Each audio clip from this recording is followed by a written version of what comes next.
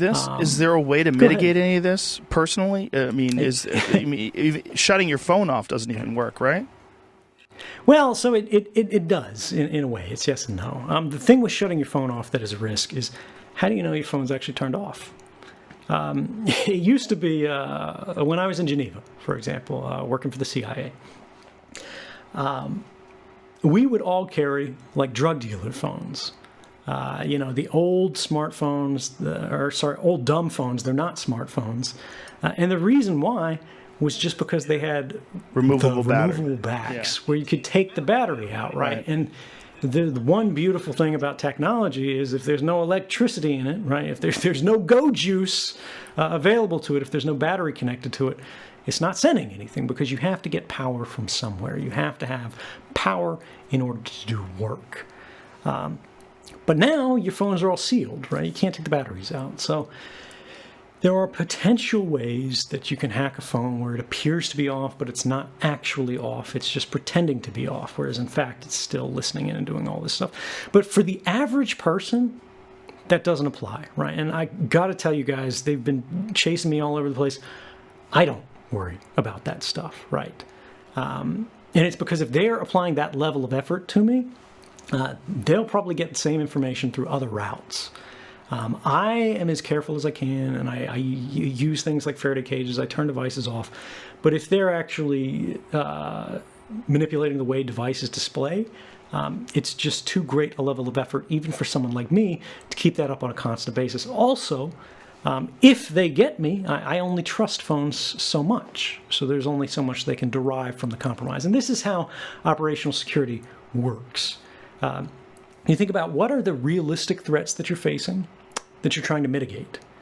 And the mitigation that you're trying to do is what would be the loss, what would be the damage done to you if this stuff was exploited. Much more realistic than worrying about these things that I call voodoo hacks, right, which are like next level stuff. And actually, just a shout out for those of your readers who are interested in this stuff.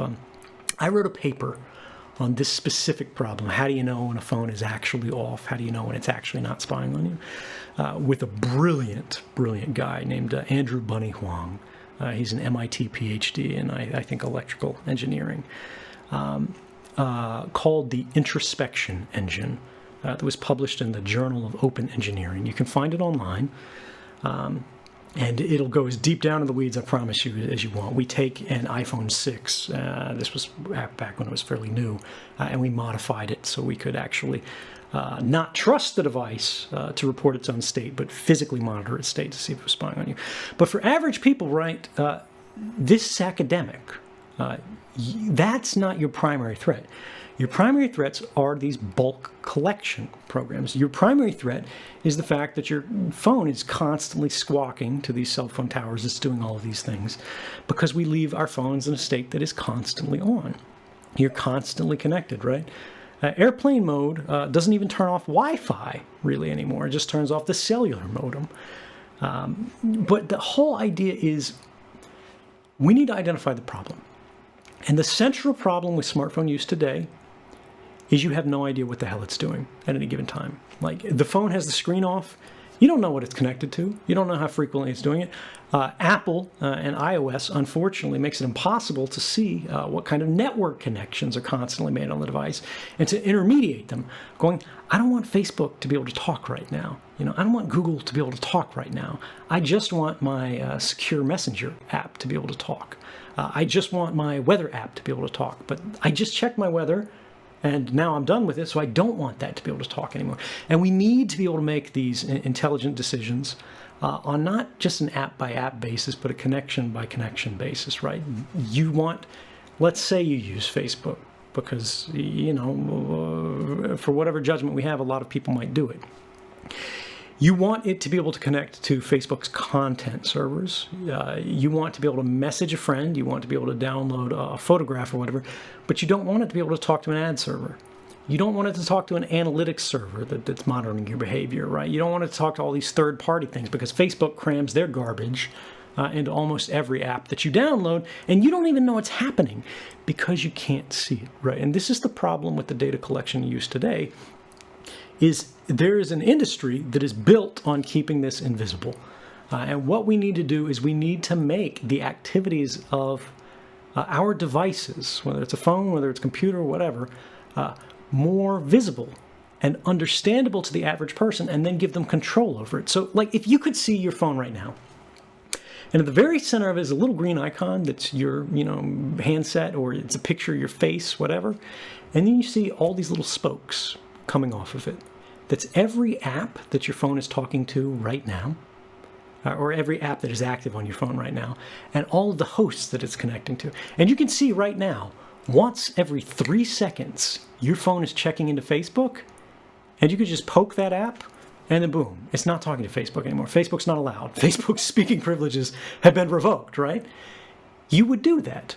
We would all do that. If there was a button on your phone that said, do what I want, but not spy on me, you would press that button, right?